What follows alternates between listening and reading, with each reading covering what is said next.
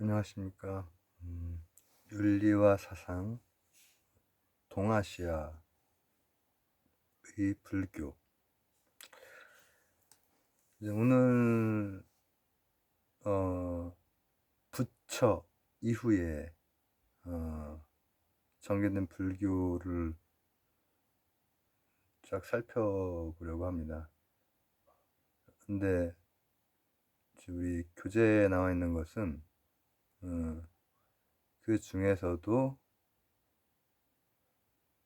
우리하고 관련이 있는 동아시아 불교 그리고 한국 불교가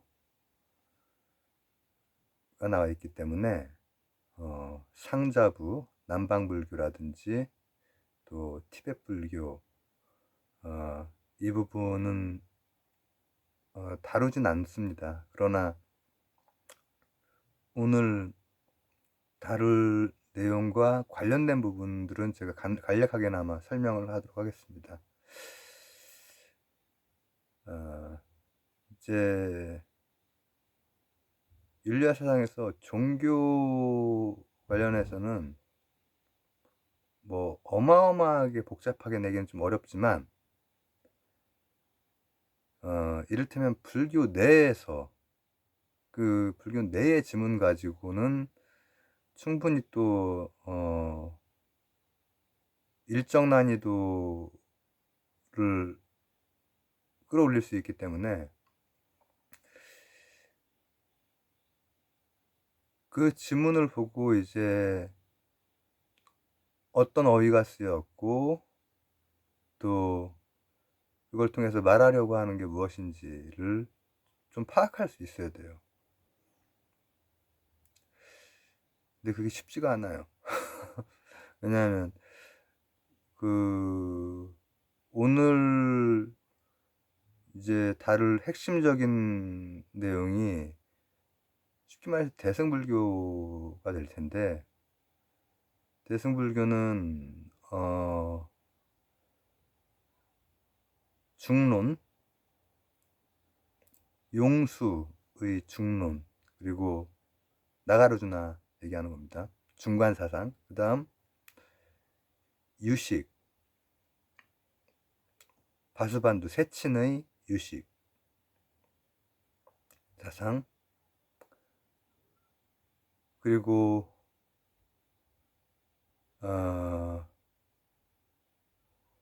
법화경, 화엄경, 또 정토종 같은 경우에는 지문상으로 이렇게 많이 나오진 않지만은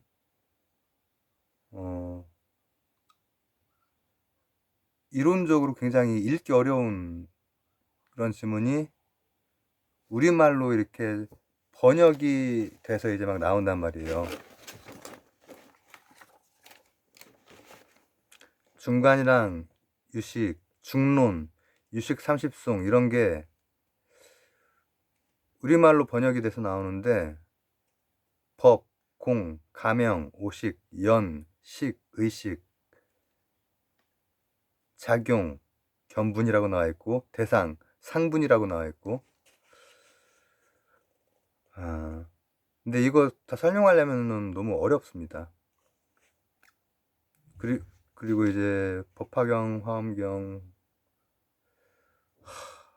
교종이라고 하는 거, 아미타경, 무량수경, 정토종 뭐 이런 것도 나오고 이건 이제 조금 난이도가 조금 덜하지만 그다음 이제 선종 같은 육조단경 같은 경우에도 사실 쉽지가 않기 때문에 흐름을 일단 잡지 않으면은 상호 이 대승의 그 흐름의 상호 차이들 있잖아요. 차이점. 공통점은 누구나 다 깨달을 수 있다라고 하는 그건데 왜 이런 흐름이 이렇게 굉장히 어렵다가 뭐 또 굉장히 이렇게 단박에 이렇게 깨치고 도노가 나오고 이런 게 좀 반복이 되거든요. 그 이유는 이제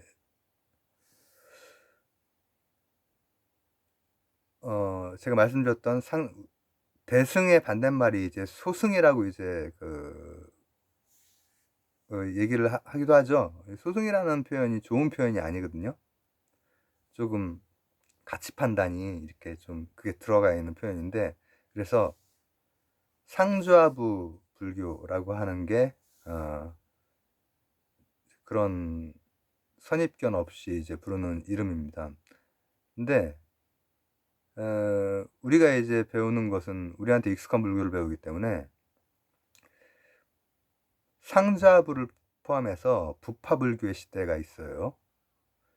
이제 부처 선생이 돌아가시고 나서 파들이 막 나뉘어요. 18개 막 이렇게 나뉘는데, 근데 그 중에서 뭐 특정한 파를 비판하기 해서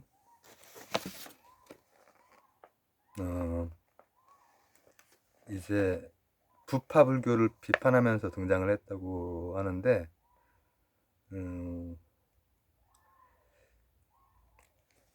정확히 그 말씀을 드리자면은 독자부라고 하는, 그 부파 중에서 독자부라고 하는 부가 있는데, 거기 부파가 붓다의 부처 선생의 교리하고 조금 다른 이단 비슷한 거죠. 붓다는 아나트만을 얘기했는데, 아트만이 아닌 연기를 얘기를 했는데, 독자부는 설명 과정에서 결국에는 이제 아트만 비슷한 걸 만드는 거예요. 그게 이제 문제가 되고, 또 한 가지 뭐냐면은 그 많은 부파가 교리가 막 이제 분화가 되고 체계화되고 이렇게 하다 보니까는 어느새 이제 좀 멀어지는 거예요, 대중에게서. 그래서 이때 이제 나온 게,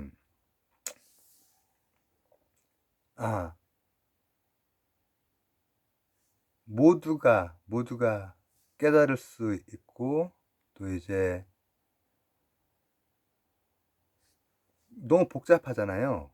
이거 가지고는 이 어떤 종교가 퍼질 때 대중적으로 퍼지는 시기가 있고, 이론적으로 깊어지는 시기가 있고, 이런 것들이 겹치기도 하고 좀 떨어지기도 하고 막 이런단 말이죠. 근데 이론적으로는 깊어졌는데 대중에게서 너무 멀어져. 그래서 이제 대승 운동이 이제 일면서 이때 이제 등장하는 개념이 바로 보살이라고 하는 거예요. 그래서 아유 보살님 이렇게 할 때 여성 불자분들에게 이렇게, 여성 제가 불자분들에게 이렇게 쓰는 표현이 아니고, 보살이라고 하는 것은 그 대승에서 얘기하는 지향하는 그 어떤 부처를 향하면서도 계속해서 여기에서 모든 중생을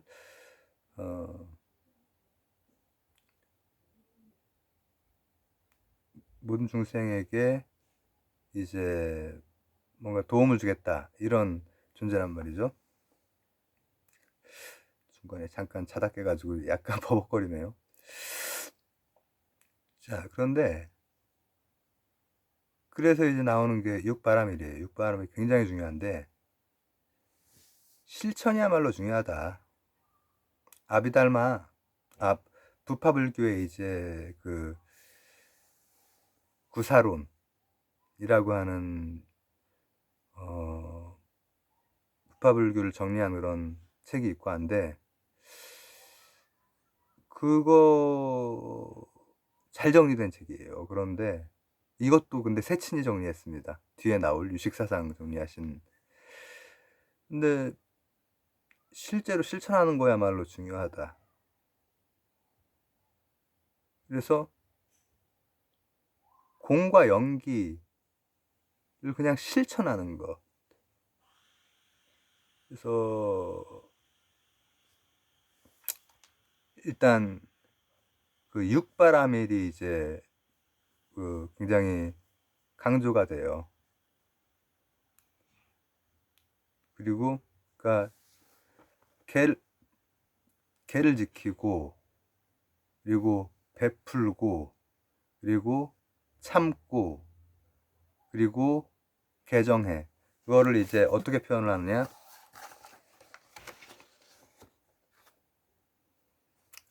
보시, 지계, 인욕, 정진, 선정, 지혜. 이거를 이제 그 내용으로 풀어서 생각하시면 좀 더 편한다는 얘기죠. 베풀고, 개를 지키고, 그리고 참고, 또 정진하고, 그리고 선정, 정의 쌍수가 같이 가야 되니까, 그 다음 지혜, 이렇게 되는 거죠.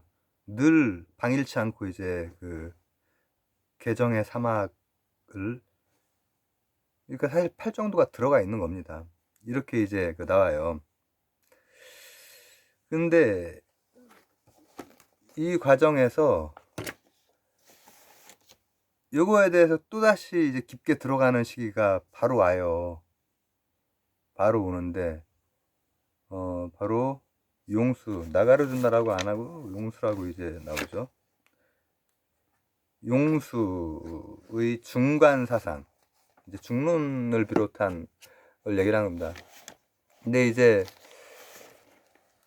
중론은 이제 그 지문에서 이렇게 보실 때 좀 어려워요.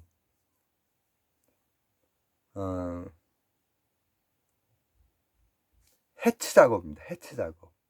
그 앞쪽에 이런저런 설명들을 중론에서 이제 가장 중요한 것이 우리한테 공으로 번역되는 바로 그 공 사상이거든요. 연기에 대해서 무로도 번역을 했다가 뭐 이렇게 하는데, 공으로 이제 그때 이제 공사상이 이제 굉장히, 근데 그게 논리도 복잡하고 우리한테 익숙치 않은 산스크리트 논리이고, 그리고 특히나 어떤 어떤 끄트머리에 치우치지 않게 하기 위한 일종의 방법론적인 그 문법이 있어요. 뭐가 있다, 없다 라고 하는 변에 끄달리지 말라. 혹은 없다라고 하는 생각조차도 또 다시 한번 깨주고, 그 작업이 이 중론에서는 많이 나오는데,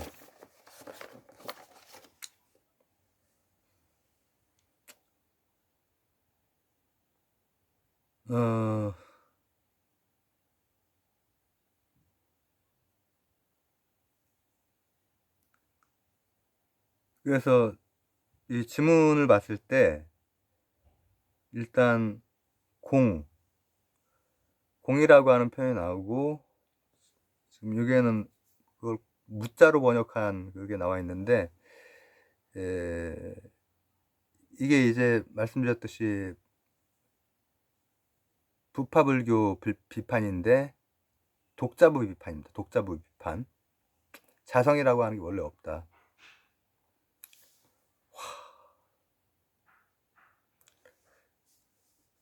나가르주나, 바수반두, 그리고 육조까지 오늘 다 해야 되는데. 자, 그래서 이제 어떤 변에도 빠지지 말고, 그리고 이 중도를 따르라라고 하는 그 얘기인데, 근데 이렇게 하다 보니까는 상당히 뭐라고 하면 좋을까? 기존에 어떻게 보면 좀 사변적으로 흘렀다기보다는 그 설명 방식이 자꾸 원의와 달리 그 실체화되는 개념들이 자꾸 생겨나니까는 그걸 딱 무너뜨리는 거예요. 무너뜨리다 보니까는 이거를 이제는 이분들은 되게 이제 똑똑하신 분들이기 때문에 막 이렇게 쓰시는 분들이란 말이죠. 이걸 다시 한번 그래도 세워야 돼. 그게 바로 유식사상이에요. 세친의. 그래서 세친의 유식사상은 그래도 이것도 어렵긴 어려운데 읽으면 읽히긴 읽힙니다. 그래서 뭔 말인지는 알 수 있어요. 따라가 볼 수 있어요. 이건 뭐냐면은 해체 작업을 했으니까는 다시 재건 작업을 하는 거야. 다 대승불교입니다. 다 공을 중시하고. 근데 그 재건 작업을 할 때 뭘로 하느냐? 그 유명한 일체유심조. 모든 것은 마음이 만드느니라. 근데 이제 그 마음이 바로 식을 얘기하는 겁니다. 식. 뭐 아레아식, 뭐 말라식 이런 거 있죠? 1, 2, 3, 4, 5, 6, 7, 8식 이렇게 있잖아요. 뭐 경우에 따라서는 구식을 얘기하기도 하고. 근데 그 식이 일체가 모든 것이 오직 식에 의해서 뭐라고 하면 좋을까? 갑자기 이 창조자가 창조를 한다는 얘기는 아니고 식에 의해서 특정한 방식으로 받아들이게 된다라고 하는 거예요. 그래서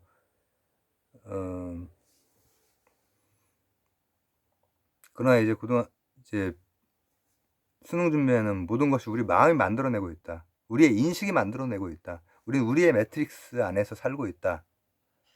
하지만 마음이 만들어낸다. 그래서 이 식의 전변을 통해서 전식을 통해서 득지, 지혜를 얻어낼 수 있다라고 하는 거예요.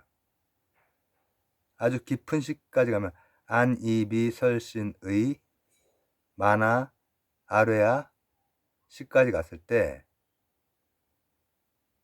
그 밑으로 갈수록 이제 업이 쌓이는, 까르마가 쌓이는 그 업인데 거기까지 가면서 밝아질 수 있다라고 하는 거죠. 어렵죠? 제한된 시간에 하기가 굉장히 어렵긴 한데, 그래서 이제 보면은 오식은 연에 따라 일어나고 뭐 의식은 항상 일어나고 식이 달라짐으로써 분별하는 작용, 견분, 분별되는 대상, 상분 이 된다. 그래도 하나 그냥 설명 하나 할게요. 식 중에서 안식을 보면 우리는 안식이 이런 게 구현하고 있는 거가 우리 안식을 그 흉내낸 거거든요. 그래서 RGB 세포가 있고요. 그 다음 조도 세포가 있고요. 여기에서도 이제 그 조도 가지고 RGB 값, 조도 값 이렇게 나오죠. 그 다음 하나는 이제 생체 세포가 이렇게 5종류의 그 세포가 있는데 모든 생명체가 우리처럼 보고 있는 게 아닙니다.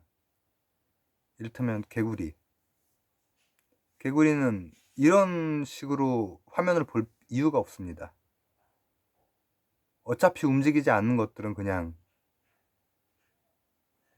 그 회색 처리해 버립니다. 그리고 움직이는 파리 같은 게 중요하기 때문에 거기에만 아주 민감하게 반응하게 이 식이 일체유식조, 그래서 그걸 탁 낚아채는 겁니다. 그리고 아예 이제 뭐 박쥐 같은 거는 아예 안식이 완전히 그냥 우리 상상을 초월하는 초음파가 되는 거잖아요. 초음파로 실제로 먹잇감 혹은 포식자와의 이 미적분을 계속 해나가면서 도플러 효과까지 활용을 하거든요. 그러면서 세상을 봅니다. 일체유심이죠. 견분, 상분 이런 거는 좀 굉장히 이제 어려운 얘기인데, 여기에는 분별하는 작용과 분별되는 대상 이렇게 이제 나와 있어요. 그리고 이제 중요한 것은 이러한 것들이 공을 얘기한다는 거예요. 그러면은 생주이멸, 생주괴공, 혹은 상주이공 이런 식으로 표현이 돼요. 여기에는 지금 생, 주, 이멸 이렇게 나와 있죠.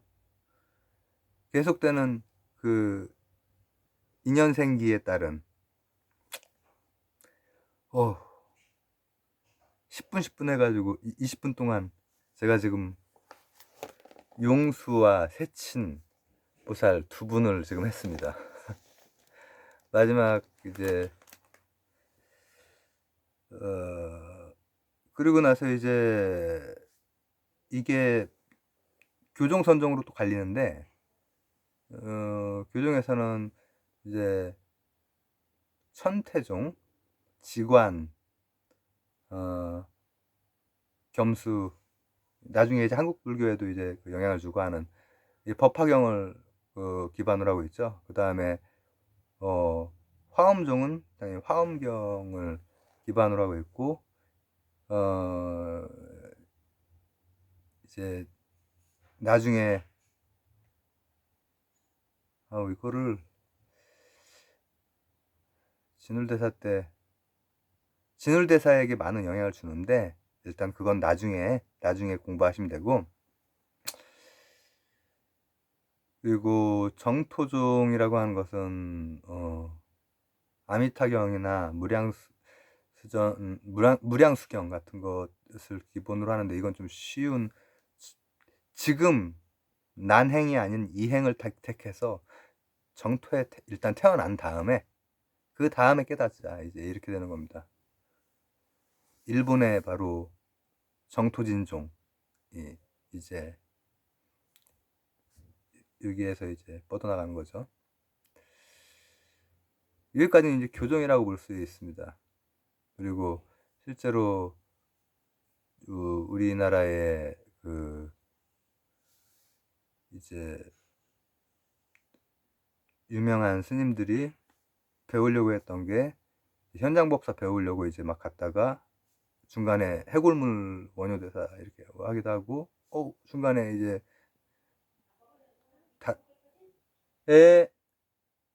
중간에 막 다른 선생님한테 배워서 이렇게 오시기도 하고, 의장대사도 현장법사한테 배우러 갔지만은 이제 다른 분 수하에서 이제 공부를 하셨거든요. 근데 그러다가 또 하나의 큰 흐름이 하나 생깁니다. 바로 육조에는 탈마가 동쪽으로 왔어요. 와서 이제 뭐 수양제 도 만나고, 육조의 그 양나라를 말하는 겁니다. 이제 그 동진에서 서진이 이제 동진이 된 다음에 육조가 이렇게 딱 되잖아요. 송제양진 뭐 이렇게 예전에 외웠던 건데, 그 양나라에 갔다가 내 공덕이 어떠냐 했더니 뭐 아무것도 없는데, 짜증나네. 실제로는 굉장히 많은 이 절도 짓고 보시도 하고 했던 분이십니다. 불교가 융성하게 된 그런. 그러면은 좀 성스러운 진리 한번 얘기해 달라. 그런 거 없다. 그래서 짜증이 나가지고 너는 누구냐 했더니만은 모른다 하고 이제 양쯔강을 넘었다라는 거예요. 그리고 가서 이제 면보역 수행을 딱 하고 이제 그 뒤로 이제 2조, 3조 막 이렇게 팔을 잘라가지고 수행의 그 뜻을 보였다라고 하는 어떤 상징적인 이야기가 있고, 눈꺼풀을 막 떼어냈다는 둥, 뭐 차의 유리가 됐다는 둥, 그런 얘기들이, 여기 불자분들도 계실 텐데 제가 지금 그거에 대해서 다른 뜻으로 말씀드리는 게 아니라, 지금 이건 그 교육 컨텐츠이기 때문에 일단은 그런 일화 같은 것은 일화로만 다룹니다. 크리스교 할 때도 마찬가지일 겁니다. 근데 그게 상징하는 바, 그 정도로 이제 어떤 또 다른 방식으로 피어나는 불교의 한 갈래가 있다라고 하는 거죠. 근데 그 중에서 금강경 한 구절에 깨달은 천재소년, 육조 해능이 뭐 전혀 글도 모르고 그냥 나무하고 이렇게 하다가 17살이 깨치셨다고 합니다. 그것도 이제 또 학술적으로 들어가 보면은 또 얘기가 복잡해요. 나 이제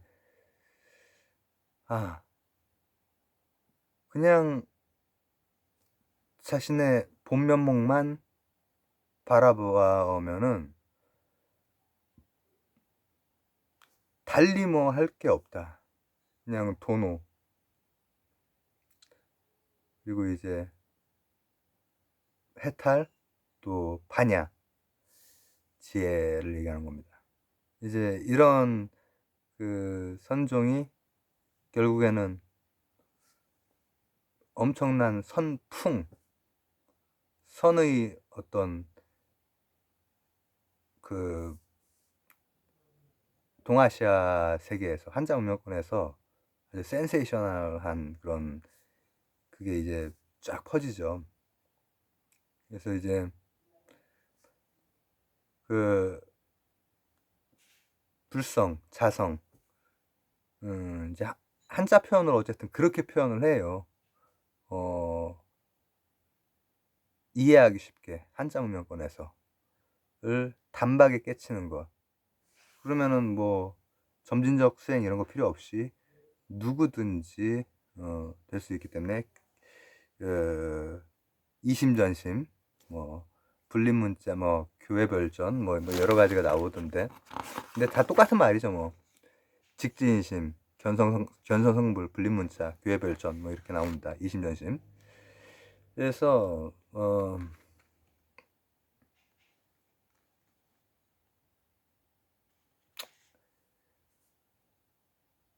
마지막에는 불림문자라고 해서 사실 여실언교는 늘 필요해요.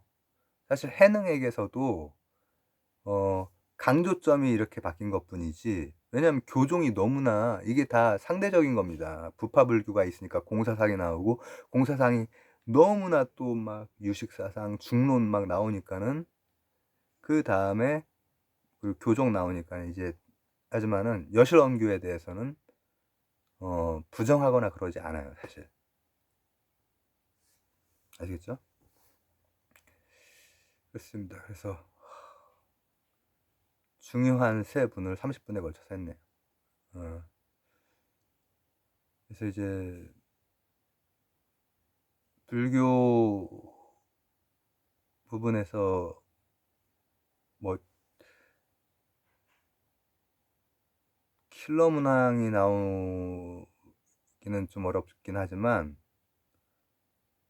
내는 사람 입장에서 그런 거지, 푸는 사람 입장에서는 이거랑 뭐가 다 불교인 것 같긴 한데 거기에다가 또 다른 거랑 섞일 수도 있잖아요. 성리학이랑 섞인다든지 그러면 이제 상당히 또 난해해질 수 있단 말이죠. 그래서 오늘은 일단 동아시아의 불교를 한번 간단하게나마 살펴봤습니다. 감사합니다.